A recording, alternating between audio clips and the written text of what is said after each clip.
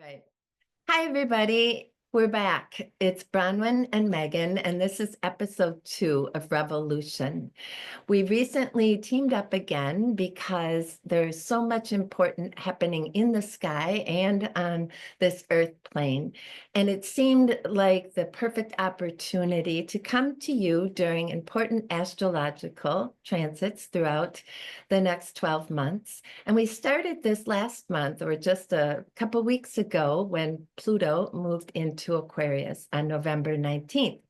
And here we sit today, ready to talk about Mars retrograde and all that that means. And our intention is to toggle back and forth between the astrology and the yoga of our times, and to talk about what it means on a collective level and then on a personal practice level. So, should I just dive right in to talk about the astrology? So last time we talked a lot about what's happening with the outer planets, the slow moving planets that really show where we are as a collective and where our own personal life fits in with the collective. This time, we're going to take a step in the other direction and look at one of our personal planets, and that is Mars, who rules our action, our physical vitality, how we manage our anger and assertiveness, where we are able to take leadership, and where we put ourselves first in life. Among other things, that's what Mars does in your chart. He's sort of the yang energy of the yin and yang, and his partner is Venus. So we don't have to gender that, but we can think of an active and a harmonizing energy with Mars and Venus. So with the personal planets, they're just what it says, they're personal. So unlike Pluto, the actions of the personal planets really dig in and show us what's going on in our hearts, in our immediate surroundings, and are going to show up in our lives, sometimes in more immediate ways, sometimes with less long-term impact, but it can feel very impactful in the moment. So these are fast-moving transits, but very personal ones.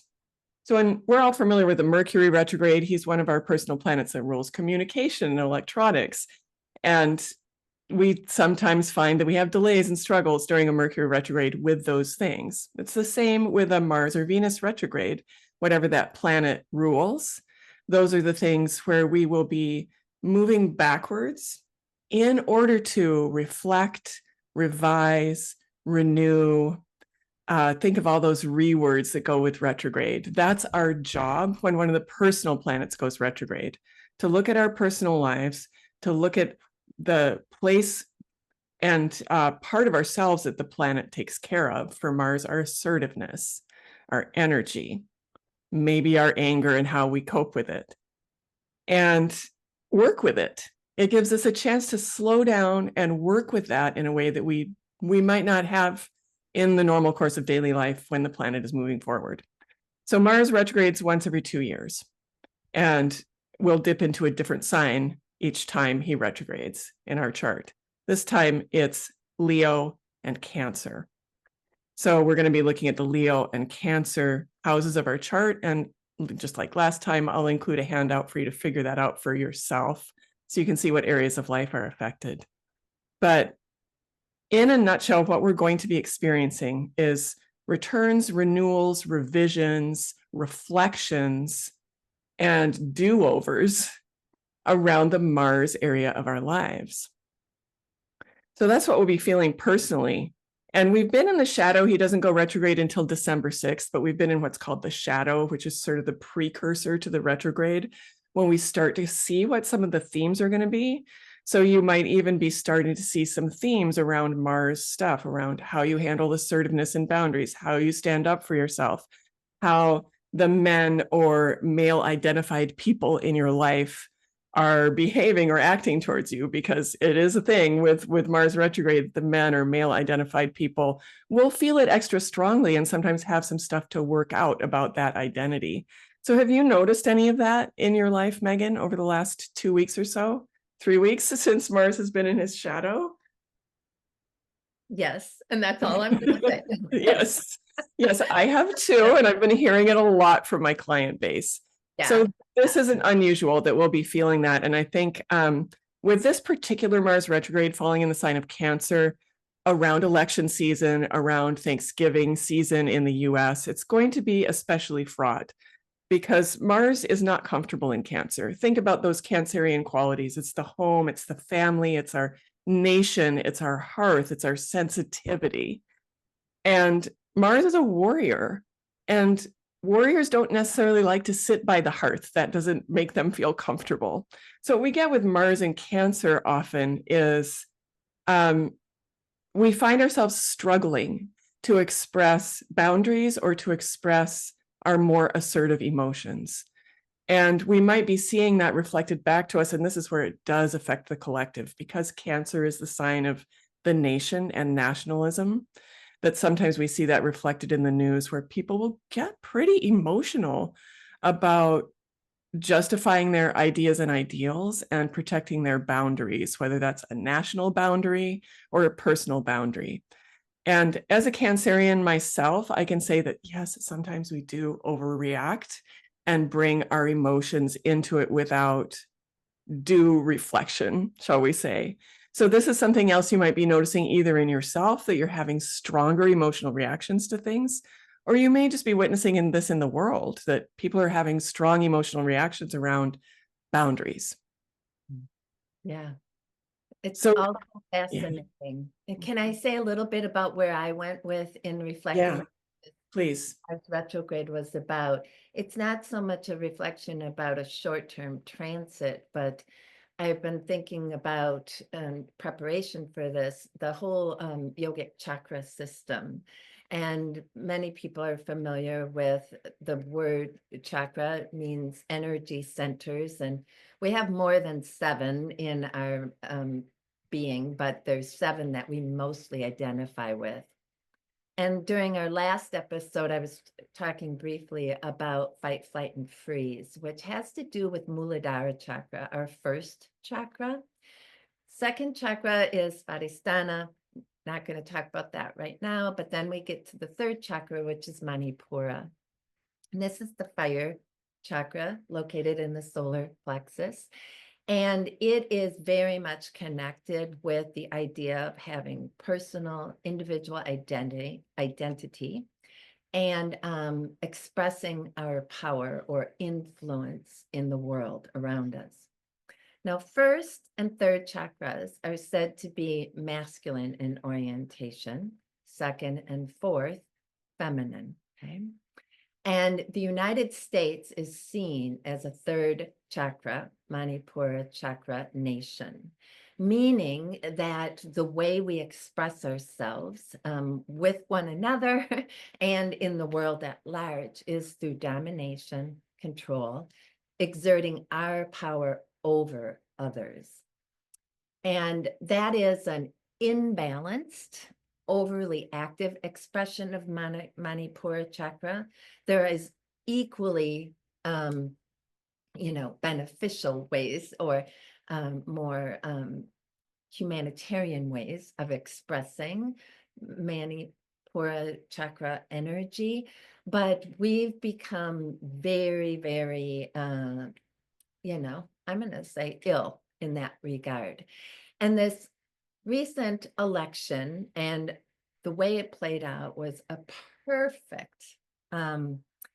perfectly designed by the universe to give us the opportunity to, in some ways, see a distinction between what Manipura chakra energy looks like in a healthy form versus an unhealthy one. And Kamala, who I, supported in every regard, I was at the rallies, I was knocking on doors, I was giving money, I was devastated when she was not elected, just not even a month ago.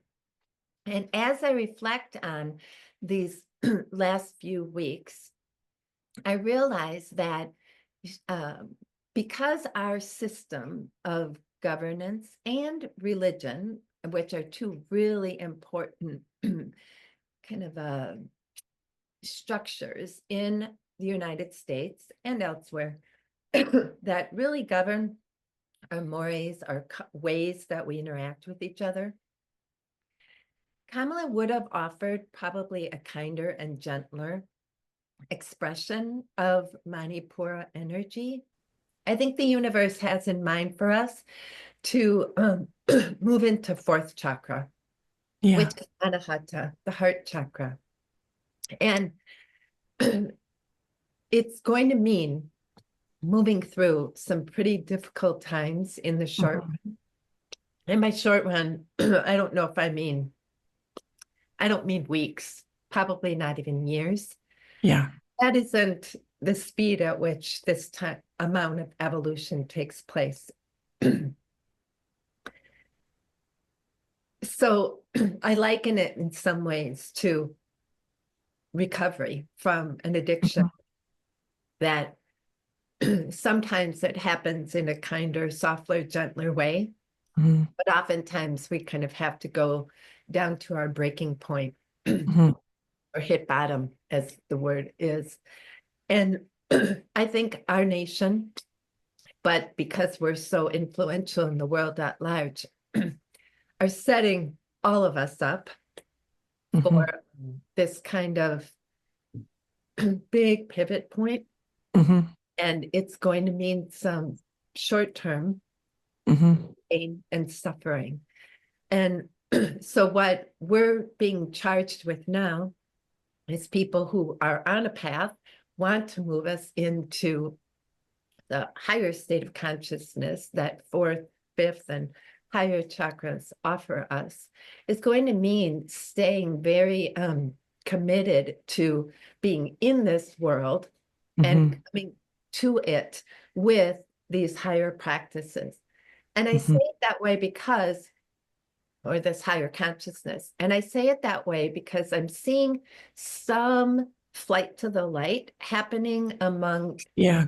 highly spiritual people or people who deem themselves as highly spiritual, like as, oh, this is so third dimension stuff that's happening right now. Doesn't matter who won the election. It does, all of that is like not part of the reality unless you make it so. And we as human beings, divine beings in human form, are here to straddle both of those realities. We're not here to escape it. We're not here to make pretend that this reality isn't real for us or for other people, especially people who are going to suffer more than us, So it comes down to this recognition that we put systems and structures in place over the millennia that have supported white, heterogeneous Christian males. There's just we all helped build that, regardless of who we are, because we all bought into a group think that said that these are the norms and the cultural mores that we're going to live by. And as they're breaking down now, we're seeing the people who have held power as a result of these traditional systems kind of fight tooth and nail. They're like intensifying their struggle, very third chakra, very Mars, I think, energy. And it's because they're being very threatened right now. Yeah. It's this fight, flight, freeze reaction in them coming, to the it really rising up. And this need to create firmer boundaries to say that Canada and Mexico now become basically not our allies, but our who we're going to compete with, to want to push to get Bibles back in schools and in our education system, and to kick transgendered people out of our quote unquote traditional institutions. It's all a reaction that comes out of fear, but it's an attempt to use force over the true power that lies in Manipura chakra and these other energy centers, second and fourth, that have are anemic or have gone asleep in all of us. So Yeah. it's exciting time to be alive, and a challenging time to be alive. Exciting is always code word for challenging. Yeah. Yeah. I don't know. How does that square with, I mean, it seems like there's The parallel is it's almost a perfect parallel. And I'm so glad that you brought up the idea of the two different actions of the nervous system, fight or flight, and what we call rest and digest, right? Where we get to be calm and take things in, because those are exemplified in the chart by Mars and Venus. Mars helps us with that, both expressing and managing the fight or flight responses. Yeah. And Venus helps us with that unifying, relaxing part of the nervous system that allows us to settle and really take things in. Yeah. And so much of what you shared so eloquently about the position, the tipping point that we're at in history is really reflective of, again, going back to what we spoke about last week with Pluto moving into Aquarius, and talk about flight to the light. And I love that expression for what we see is that bypassing that we see. I see a lot of this in the astrological community where people are talking about Pluto and Aquarius as being like this wonderful return to community. And I think that we forget, and the decay of old structures. And I think that one of the things that we forget is one of the old structures, Capricornian old structures, that is decaying right now is democracy. Mm-hmm. And that the group think, the community that we're seeing is this impulsive and reactionary and, dare I say, fascist reaction, and a desire to destroy and pull down the old systems. So I think sometimes we have this mindset that, oh, we destroy and tear down the old systems so we can be liberated and be free. And that's a natural human impulse. I think it's reflective of a spiritual reality, but we do it so imperfectly in our world and in our human family. So there's nothing wrong with that impulse, but I think what we're seeing is that impulse terribly distorted. So instead of moving from tearing down a destructive structure and building something beautiful, which I think is, we have to believe that's possible and that we're working towards that over time. I have to believe that, whether it's the case or not, I have to believe it in order to keep getting up every morning. Yep. But I'm afraid what's happening now, and in the short to the long short term, as you were saying, like the short term of whatever it is, decades or centuries, what we're doing is tearing down the stabilizing old structures and replacing it, at least right now, with a groupthink that is very toxic. Mm-hmm. And the interplay between the inner and outer planets is we have now Mars coming in to kind of help us. Now, ideally, what this does, that the way I see it, is the personal planets help us to metabolize what's happening with the outer planets. But again, that can go in either direction. So I think our job, if we're committed to positive change with working through this Mars retrograde, is, and let me just say the dates, it's retrograde from December 6th until the end of February. So we're talking about 3 months here in the dead of winter, where we're really working with our own anger, our own fight or flight responses, and where we want to take a stand. What is it that we want to be warriors for? And what emotions does that bring with it? With Mars in Cancer is highly protective of loved ones and what's important to us value-wise. And I think this is a really important time for us to reflect on, are we going to be here for the larger human family, for the people around us who are suffering, or are we going to close ranks in our own small little family pods? Mm-hmm. I truly believe that if things get really bad, that is one possible and legitimate response. It's a place where a lot of people will go, that they just don't have what it takes to fight for the collective, and that they need to take care of themselves and their immediate family. Lots of people will make that choice. It's not always a bad thing. Mm-hmm. But now is the time to kind of make that decision. where am I going to be able to be available for the collective? How close am I going to close my ranks? How am I going to take care of my own nervous system? How am I going to manage the fear that comes up and manage the anger and rage and even justified rage that may be coming up? And what am I going to do with that? I think this is key with Mars, because a Mars with nothing to do is just going to, like, again, think of that warrior sitting by the fire. This is where we get in trouble. It's like a lot of assertive energy that has nowhere to go. Yeah. So it's on each of us to decide what we're going to do with our own anger and fear, basically. And Yeah. it will be felt strongly because it's Cancer, and we will see it around us. I think in less conflictive times, we think of a Mars retrograde as an opportunity to look back at the boundaries we've set and the ways that we've taken care of our nervous system, and even how we've dealt with the male identified people in our lives. And we're still going to be doing all of that in Mars retrograde. And with any retrograde, we see people coming back from our past. So all of that is still happening. But I think the way it fits in with the bigger picture, it's an opportunity, really, a developmental evolutionary opportunity to look at our own anger, protectiveness, what we want to be a warrior for, and where we're going to direct our anger, and if we can do it in a way that is helpful. Later on in the year, we're going to get a Venus retrograde. So we're going to have a chance to reflect on that other part of the self and that other part of the nervous system. How do we find peace? How do we find unity? How do we find calm within ourselves? It's always interesting to me to see how the transits play out, like a beautiful plan, really, for us to work on ourselves. There was a higher order to all of this. Yeah. Yeah. So to answer your question, I think that it's a really beautiful parallel with what you've shared about the chakras and how we work with that fight or flight, and how we work with those warrior-like impulses, and where we can put those. Yeah.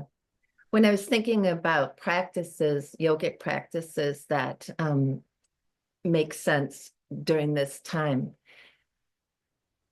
we often talk about this extensively during yoga school, about what the true meaning of hatha yoga is and the true purpose of it. And you'll often find that people seek yoga for this rest and complete relaxation, let's say. And there's is a time and a place for that. But the practice of hatha yoga is actually to build resilience and strength, and to manage, if you will, very strong, intense energies that are contained in our being.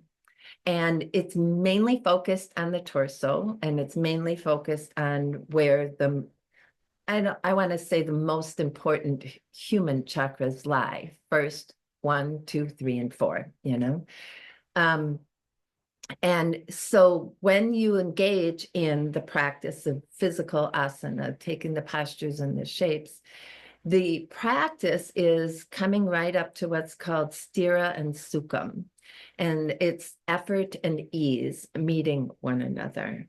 And you don't find that when you completely let go into relaxed, surrendered mode. And you don't find it when you are forcing yourself into something where you're just risking, complete harm and injury.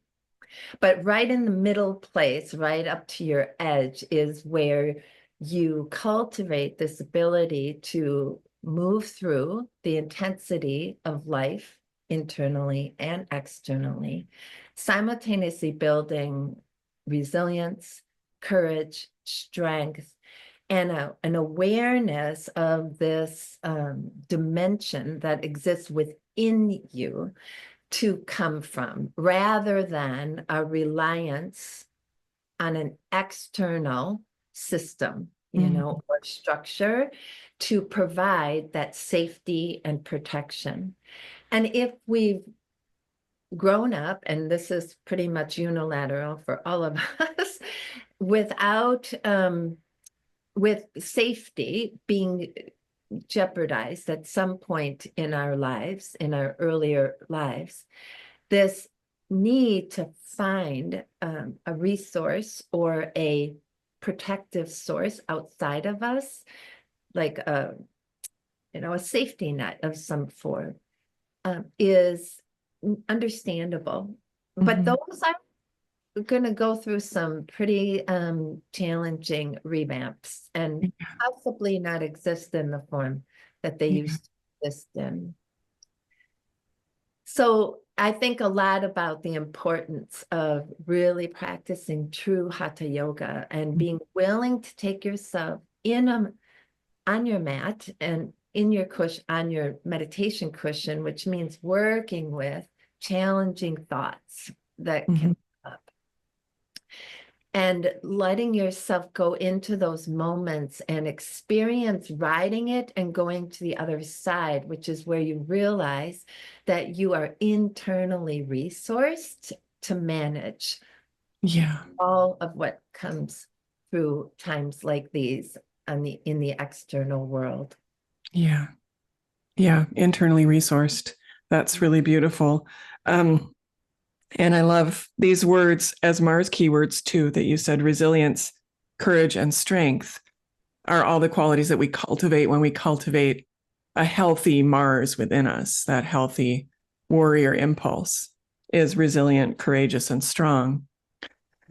One more reminder that I want to offer you, if you're listening, around this retrograde, as with any retrograde, it can be frustrating because it feels like things are being held back. The planets obviously don't actually move backwards in the sky, but we have that visual of the planet moving backwards. And symbolically, that's what's happening. The planet is retreating into a more inward or magical version of themselves. So with Mars, we do find sometimes that you may have less physical energy. Big projects that you're really driving forward with a lot of strength and courage may encounter obstacles or setbacks. And you may encounter obstacles and setbacks in the form of other people's anger, aggression, emotion, assertiveness, boundaries, all of that. It's a really fraught negotiation with delay and boundaries. Bigger, I think, emotionally than what we experience with a Mercury retrograde, but similar in the pushback that we get from that part of ourselves. That can be frustrating. And this is where having the tool of astrology is really helpful, because if nothing else, we have a timeline and we also have a mandate, because the retrogrades are for inner exploration of something that's usually an outward expression. Mercury, an inner exploration of our communication and how we integrate with the world. Mars, an inner exploration of how we assert our boundaries and how we assert ourselves and how we express courage. And when we get to Venus, it's love. So 3 months to really reflect. And I think the biggest key to taking advantage of that time is to allow the world to reflect back to you. When you do encounter this intense frustration, or when something ignites an anger within you, remember, oh, this is my time to work with this. And like you said, be able to be on your cushion or be on your mat and find your way through that frustration, find your way through, use the delays, use the setbacks, use the obstacles to return you to your practice. Retrogrades are beautiful opportunities for practice. They truly are. And, it's like another effing growth opportunity, right?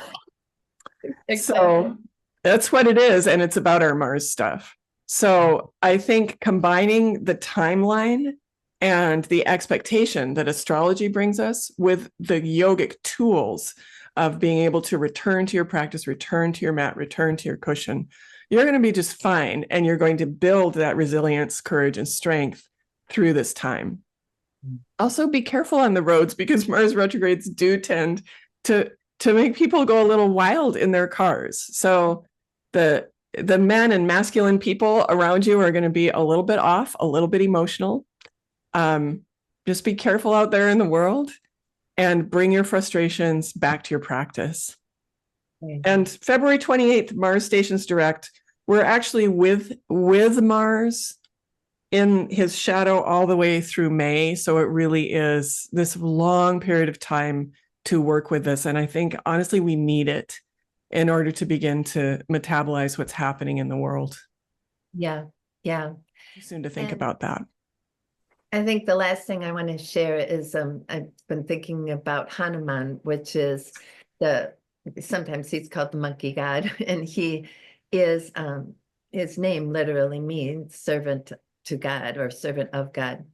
And as one of the stories go, he's sitting with Brahm, who represents God or source energy, and Ram says to Hanuman, why do you do this? Why do you serve in the way that you do? And Hanuman says, when I forget who I am, I serve. And when I remember who I am you, you know? Mm. And I think this is where we sit right now. Right now, we don't remember who we are Yeah. individually and collectively, you know? So what we're called to do is to serve. And that does Mhm. not mean to the exclusion of meeting our own needs. It's not Mhm. being that, quintessential church lady, it's being recognizing what namaste means, which is the light and love inside of me honors and sees the light and the love that's inside of you. And until we recognize that, if I don't see and recognize the light in you, I completely lose my capacity to fuel the light and the love that's inside of me. So it's not one or That's the other. I think that's what we're getting to eventually, hopefully. Yeah. Enjoy this return of winter, and the winter solstice is on our doorstep, a time Yeah. of peace, and the return of the light is right after that. So A beautiful and much needed celebration for us now. So thank you, yeah. Megan, for your eloquence and creating space for this. Thank you. I appreciate these times with you so much. Okay. All right. Goodbye, See you next everyone. time. And Bye. bye.